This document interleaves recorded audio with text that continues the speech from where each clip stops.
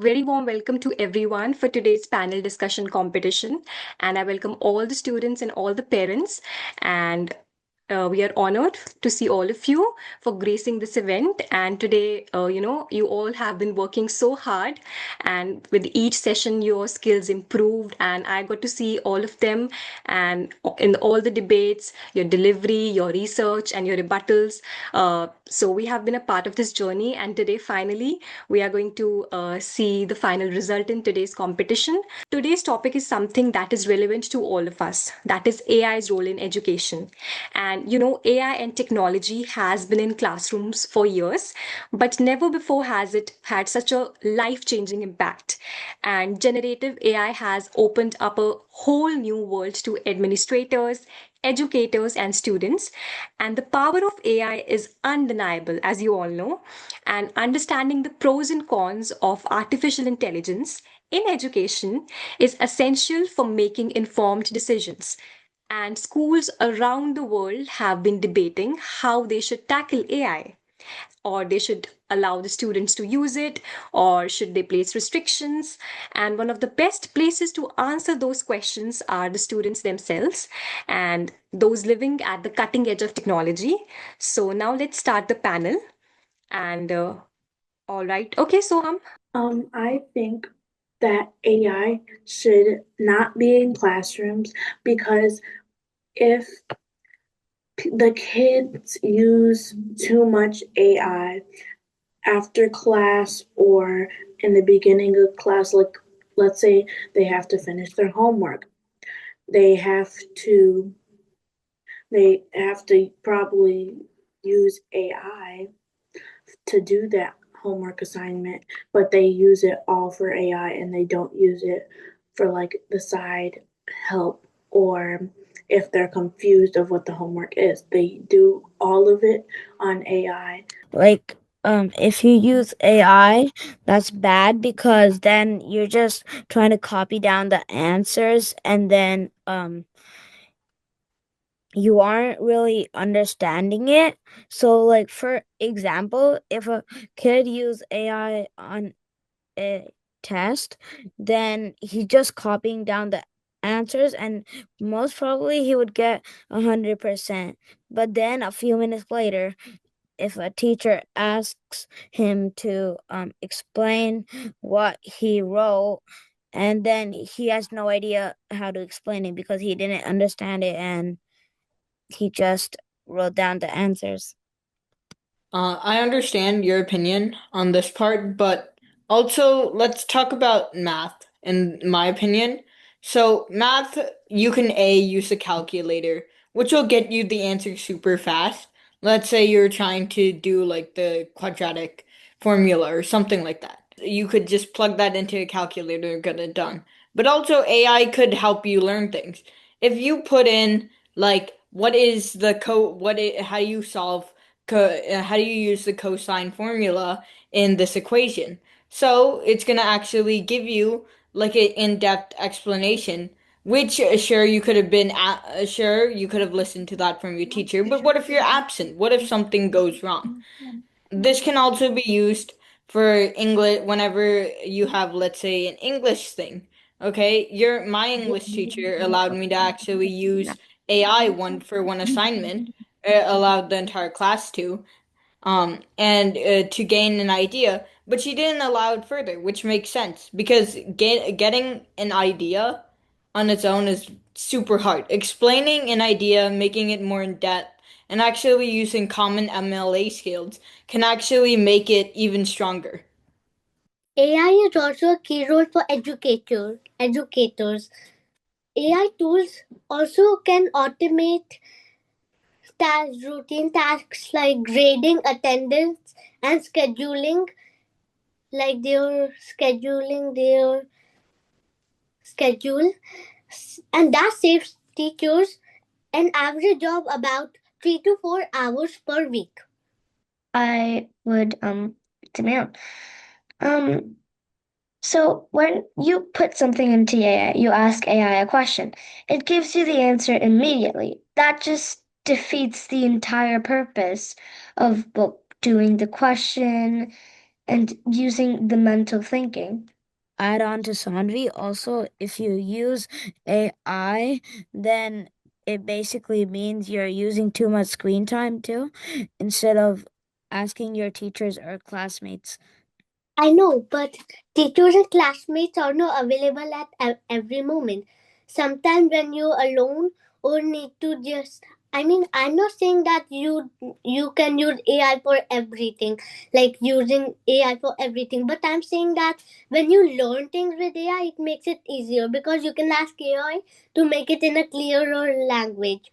Like pretend I want to learn fractions, then and I don't really understand fractions, but like what the textbooks and all say, they say it in a confusing sort of language. So I can upload that into AI to make it more simpler. Thank you. I'd like to add on to your opinion. Also, like law of cosines, I'm sorry if I didn't clarify that before, is like 100% calculator. If you can search up law of cosines online, you'll just get like a very not explanative like chart which just gives you the answer immediately.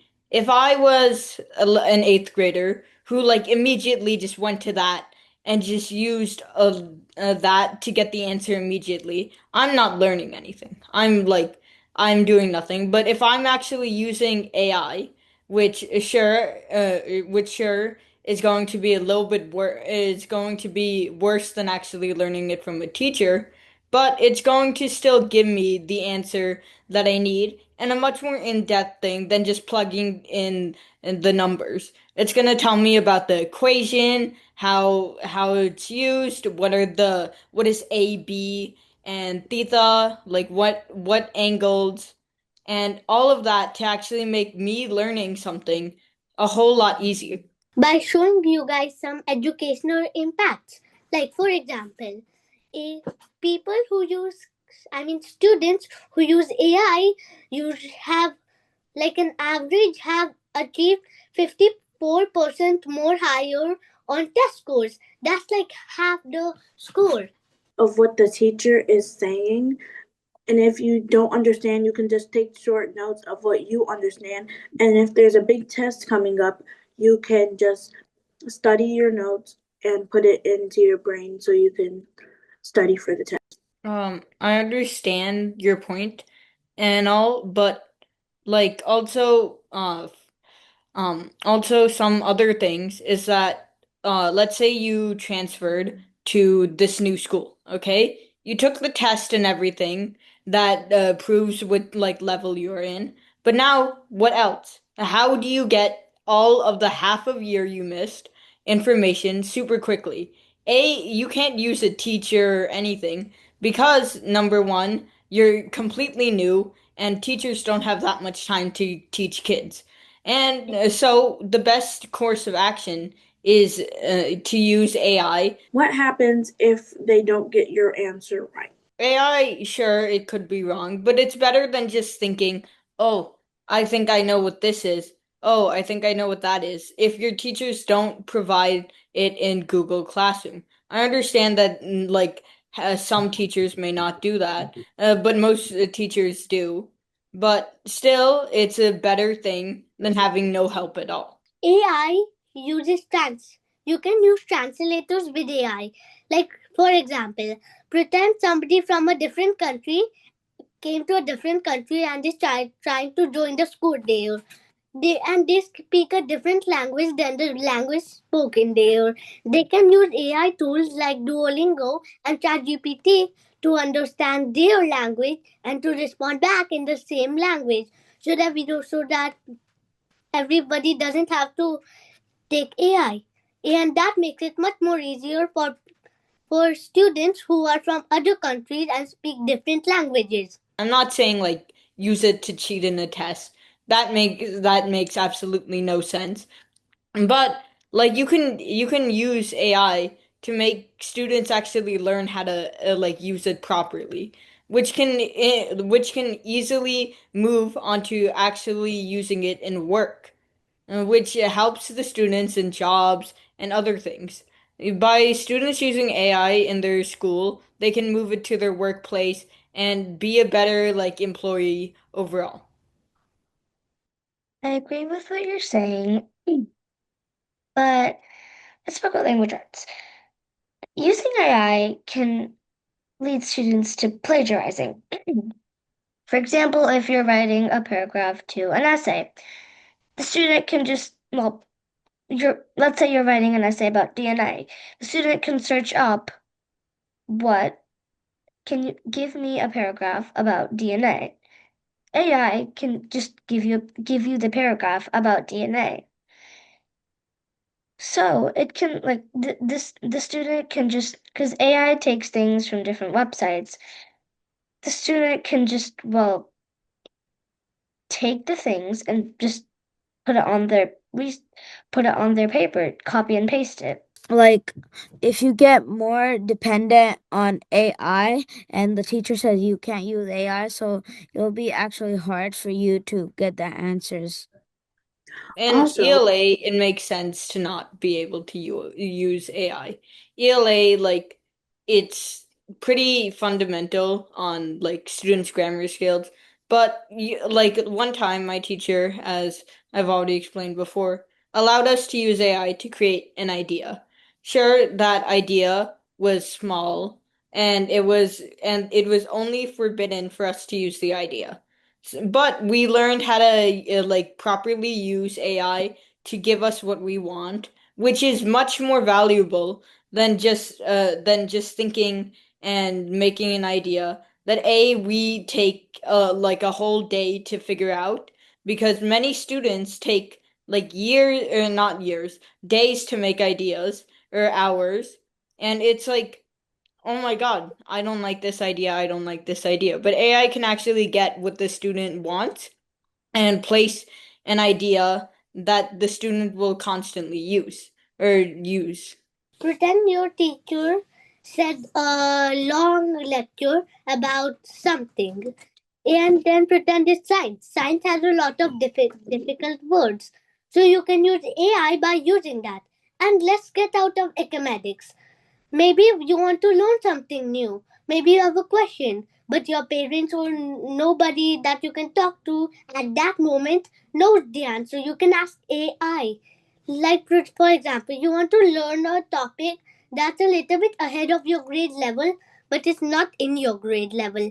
So you can use AI by asking it the question, and then it can give you a full explanation and you can learn from it. I'm not saying to like cheat on the test with it, like if pretend you're taking a test on a computer, you don't sneak onto Google and ask the question. I'm not saying that.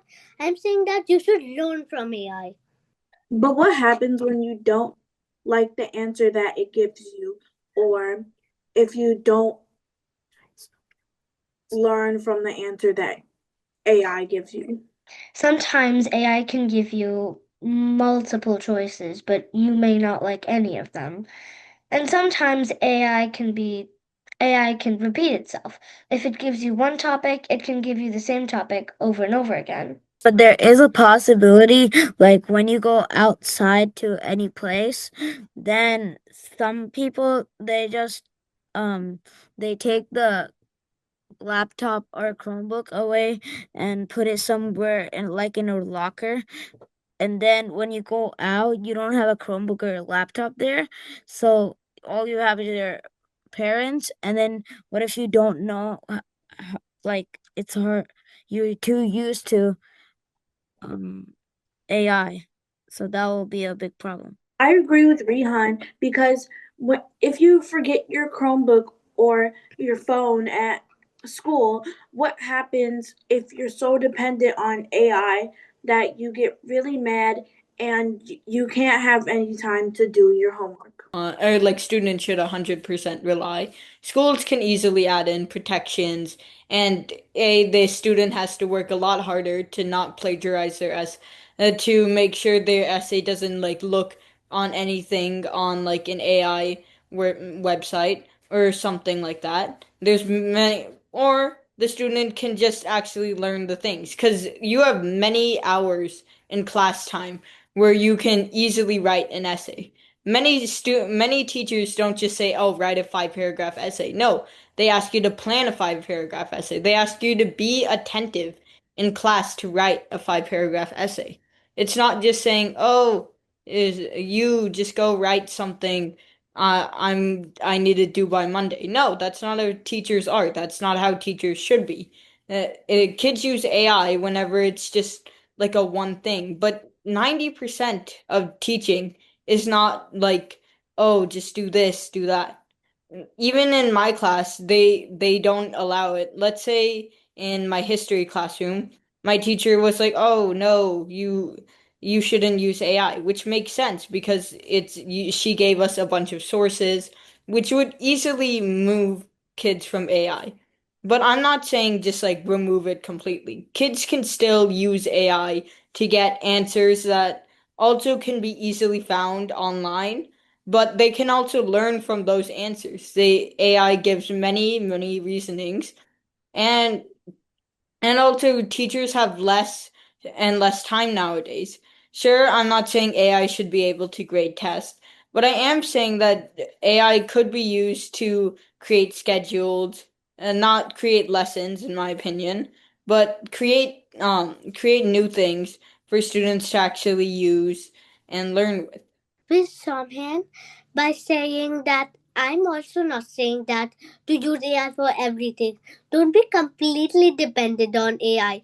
Just be a little bit dependent and use it to learn things, not to copy things onto your paper.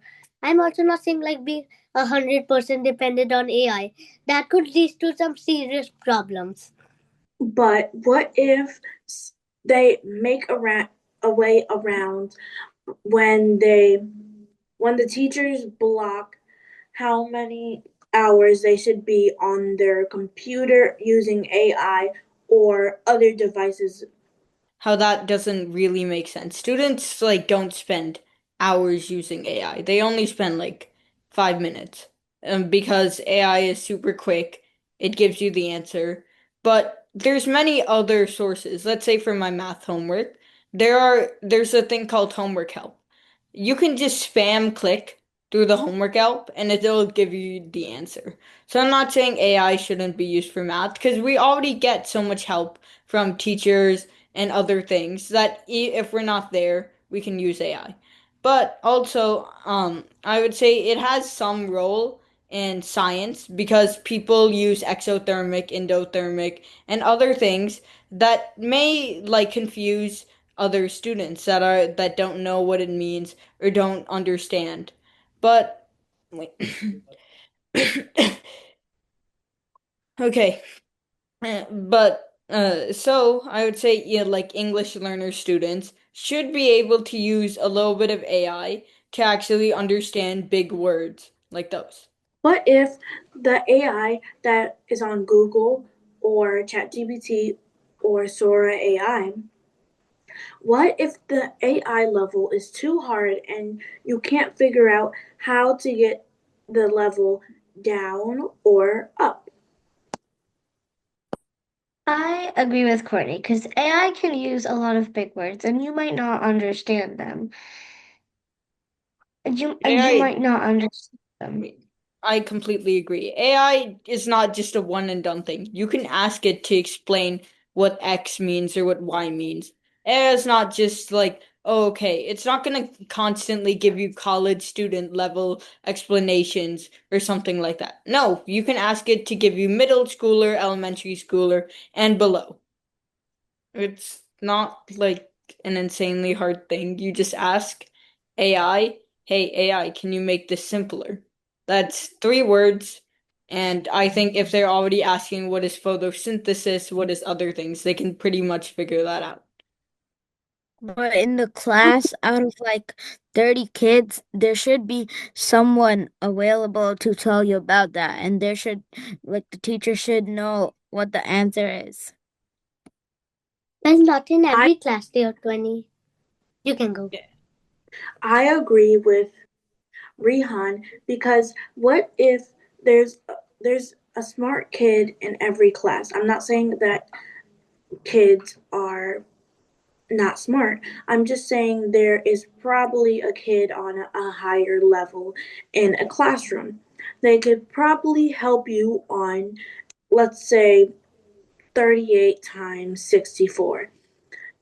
They might help you with that since they're probably doing the fifth grade level or the sixth grade level doing that.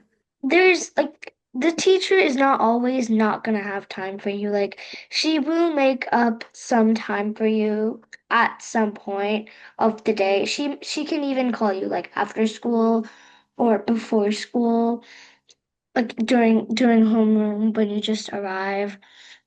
You can like, and also there's always a few students that are in a higher level.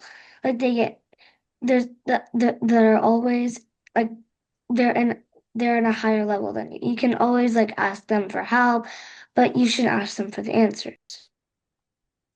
I agree because there's probably some type of system that can let your teacher know about how you can solve this problem, or they might even break it down for you on a sticky note or on a piece of paper and put it on your desk. I'm not sure I completely agree with your idea.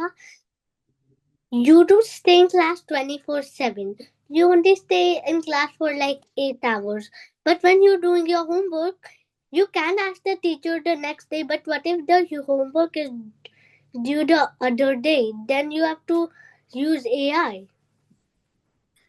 But then when you come back from school, you can like in school you can put a post-it note and write the question and then put it inside your backpack. And when you open your backpack when you come home, then you can ask your parents that. What And in this happens? class, there's probably more than 10 kids. What Also, happens if? Oh wait. you can go. What happens if an English learner student comes in? I'm 90% sure 90% of teachers don't know about Chinese or other languages. Okay, sure, there could be the 10% who's from that region, but the rest of them won't know. So I would say AI can help the like English learner students break down those hard, complex words into their own language. AI can't usually won't be wrong for language questions, and also AI can also use, let's say, a microphone feature to listen into the class and auto translate it, which can help students actually learn a lot better. That part I agree with, but the other parts that don't include language, like math, social studies, and let's focus about social studies. Usually AI doesn't really know how to socialize with people or make friends because those are personal thoughts or personal things that you need to think about that socialize. AI is just smart this, smart that, smart this. But making friends is something that's personal and that's nice.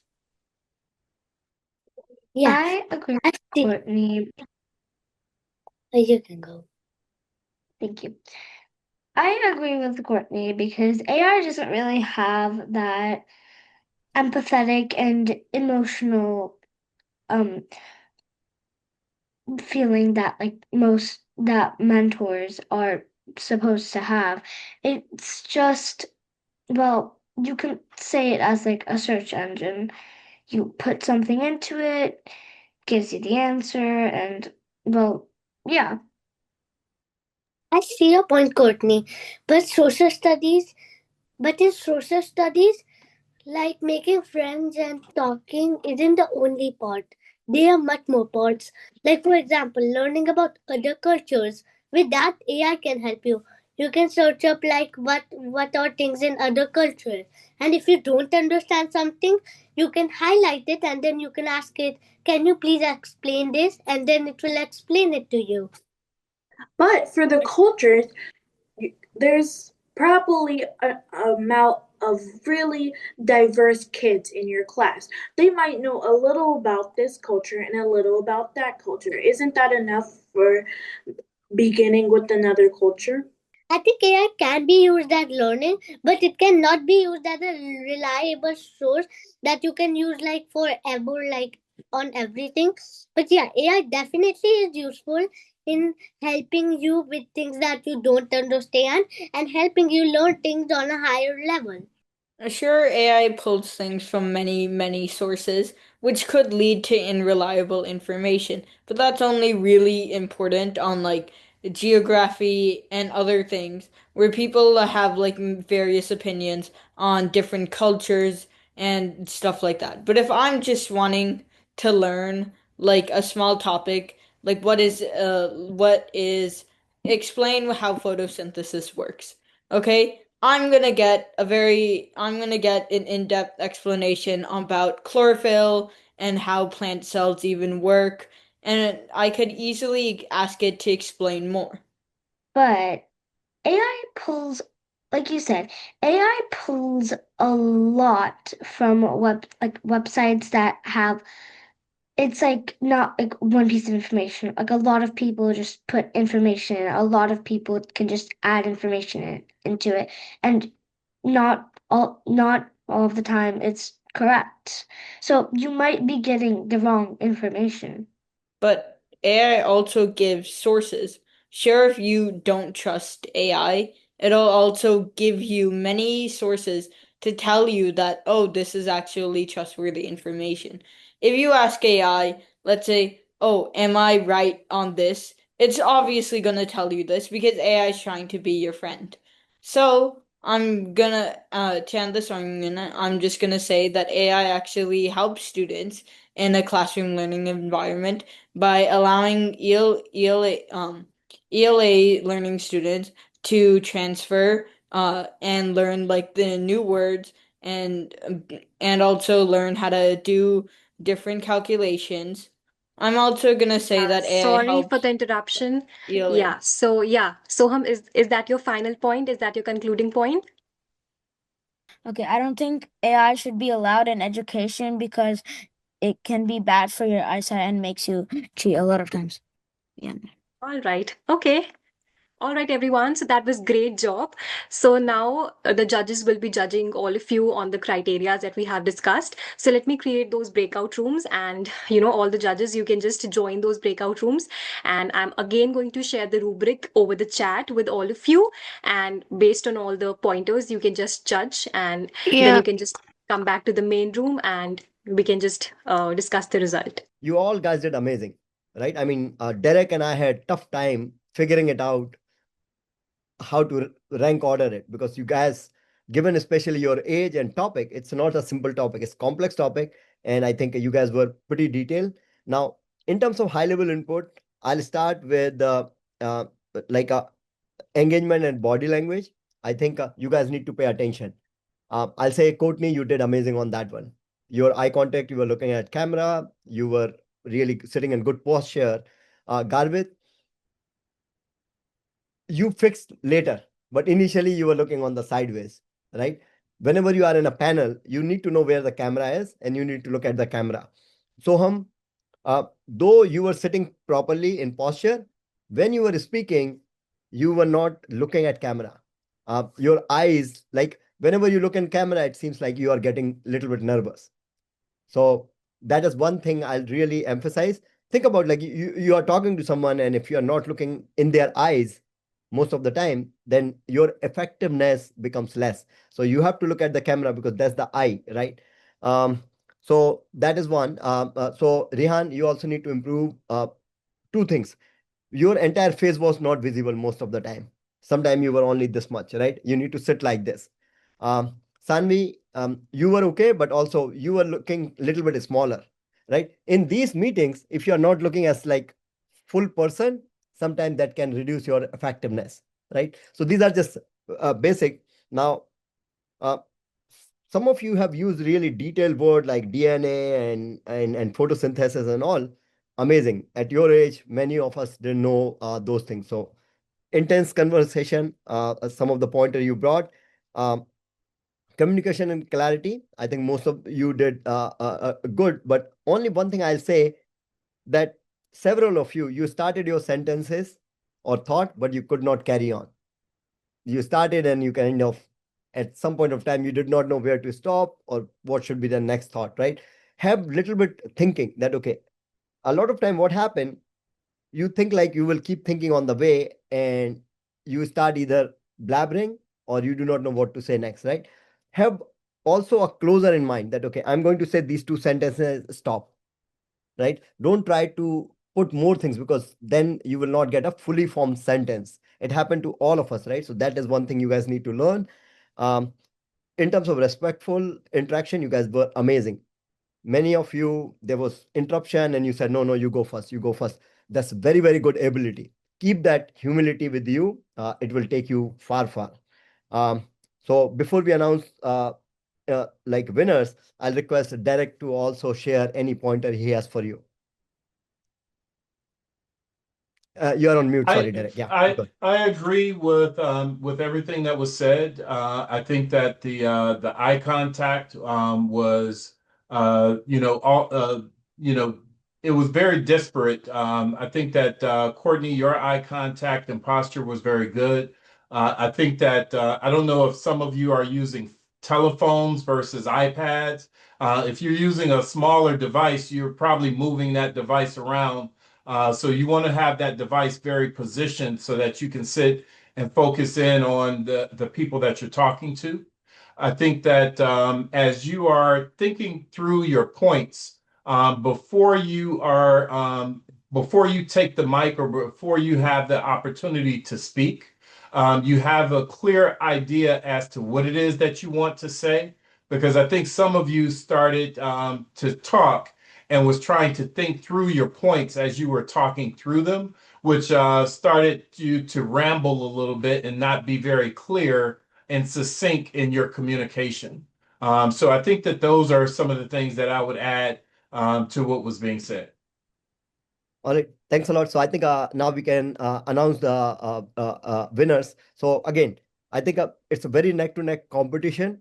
You all guys have done amazing. So we will announce the first, second, and third winner. And again, this is not only one opportunity, you will have many opportunities. We will have more debates, panels, and all that. So if your name is not there, please do not get disheartened. It's like just neck to neck comparison, just like everybody scored. So I'll give you the total range. Everybody scored 30 or more point, and the best pointer we have given is 36 or 37, right? So it's literally 5 or 6 pointer, the whole thing is, right? So each of you are neck to neck to each other. Okay, so out of first, second, and third winner, the third one is Courtney. And really good job, Courtney. Congratulations. Okay. And then the second person is Garvit. Garvit, really good job. Especially given your age, the kind of thought process you have. Keep it up. Those little nuances like body language and eye contact, all that, those are easily fixable. But the kind of thing you are building on, I think that's very hard. So keep it up. Very good job. And our first winner is Soham. And very detailed thought, Soham. Very good knowledge. You were very respectful. Again, on the eye contact and body language, you have to work on it, right? You will lose your effectiveness if you are not doing certain things in certain way. But really, good job overall. So Soham is number one, Garvit is number two, and Courtney is number three. Congratulations, winner. I think this is one of the key education when we think out of many things we offer, STEM debate, and you guys participated and did amazing. So congratulations. Thank you, judges, for your results and for your keen deliberation. And I congratulate all the winners, Soham, Kotni, and Garvit. And Rian, Sanvi, I congratulate you as well because you all were so confident.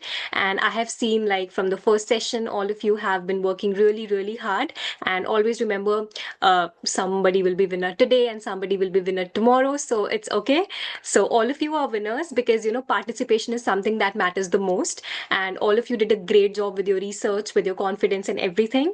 And I want to thank all the judges as well for such a detailed and for a keen observation. And with that, we wrap up our panel discussion with the results. And I want to thank all the parents and the judges and our brilliant speakers. And this is only the beginning for all of you. And in the next phase, we enter the world of debate mastery, including, different types of debate formats. And you all will have, you have shown tremendous growth today. And I know you'll continue to do that in the future as well. So with that, we wrap up the session and we are going to see you in the next session. So thank you, everyone. Have a great week ahead. Take care, Thank guys. you. Bye, Bye-bye. everyone. Bye. Thank you. Bye. Bye. Bye.